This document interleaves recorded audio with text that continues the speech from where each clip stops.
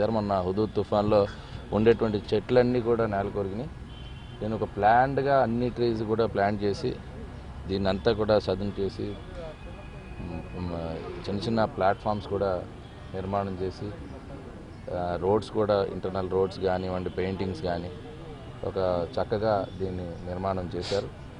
So దీన్ని భవిష్యత్తులో కూడా అందరూ దీన్ని కొనసాగించాలి. ఇదే క్లీన్లీనెస్ని చేయాలి. ఎందుకంటే ఈ చెట్టు మొక్కలన్నీ కూడా నాటినవన్నీ కూడా ఆ పెరిగేదాకా వాటి సంరక్షణ తీసుకుంటే ఆటోమేటిక్గా ఇది ఆ మెరుగైనటువంటి మంచి వాతావరణంలో ఉంటుందని చెప్పి భావిస్తాను.